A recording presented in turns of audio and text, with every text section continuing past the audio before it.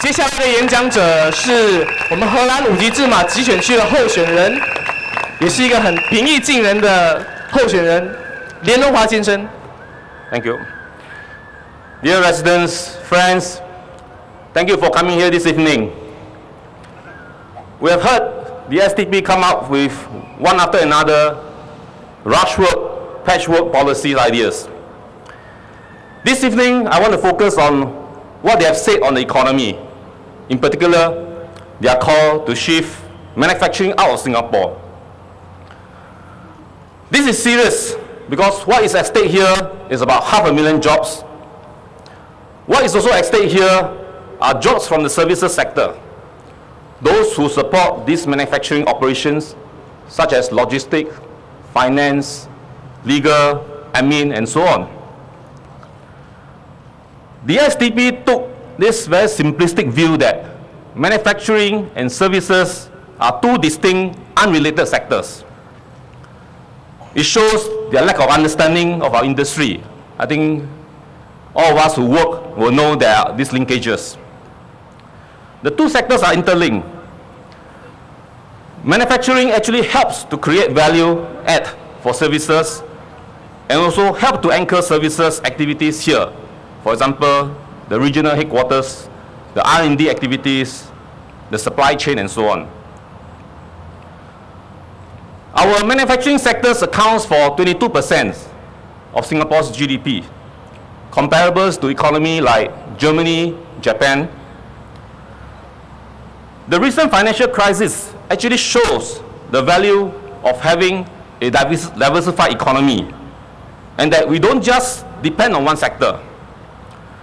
The SDP talk about volatility. In fact, with all volatility, all the more you need to have diversification. I think this is common sense. Some economies like US and UK actually did badly during a crisis because of their shrinking manufacturing sector. And their unemployment rates remains very high for a sustained period. In fact, a recent paper by the Harvard Business School published March this year, titled "Why Manufacturing Matters," said that after decades of outsourcing overseas, America's ability to innovate and to create high-tech products for future prosperity is on the decline. And more important to us, this paper also states that manufacturing capabilities, once eroded or damaged, is almost irreversible. You will just go. So do the SDP know what they are talking about? What are the implications when they say, let's move manufacturing out of Singapore? Do they know? And what is alarming to me is that they want $10 billion fund set up to do that, to help companies relocate to another countries. Use our money, take away our jobs, create jobs in another country. Where is the logic?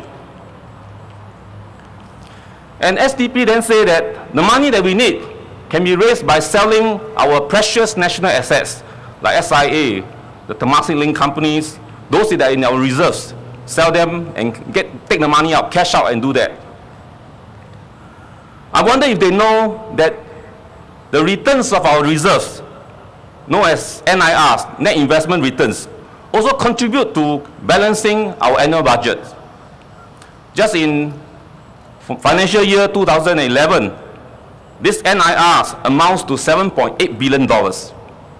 In other words, if we were to sell all these assets away from our reserves to raise $60 billion for SDP's long spending list, the NIR contribution will definitely go down because the base of our investment will become smaller.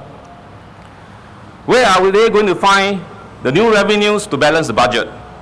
Are they going to raise taxes?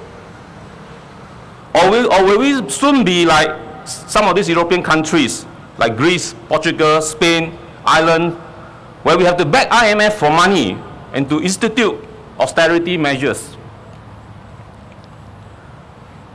Singapore's manufacturing goods export generated a positive trade balance of 64 billion last year, compared to 22 billion for the services sector. It shows that we do have competitive advantage in our manufacturing sector. Then why should we ship all this industry out to another country.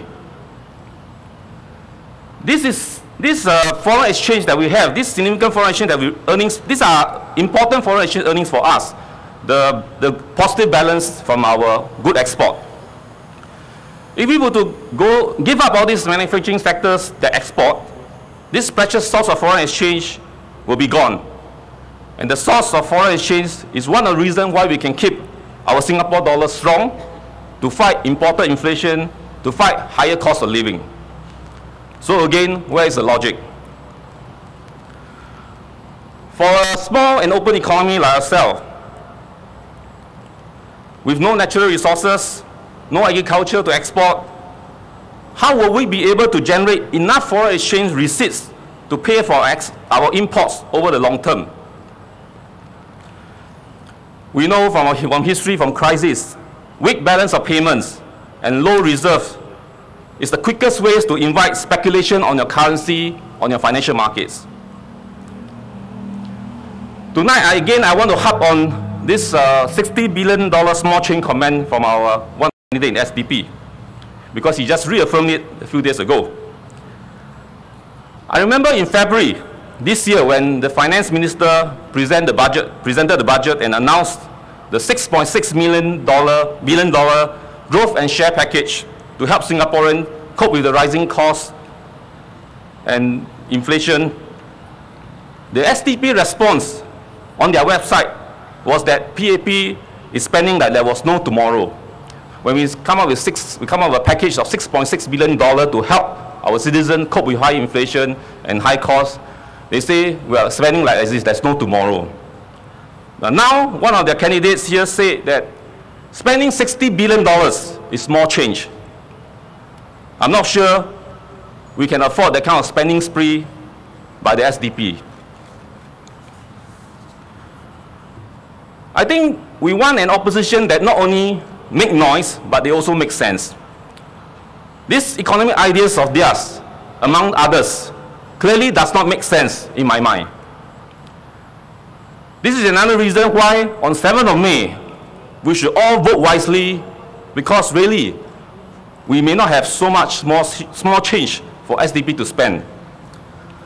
So let us all together, work together, come together, strengthen our economic resilience, enhance our survivability, so that our families, our children can all have a safe and secure future. Thank you very much.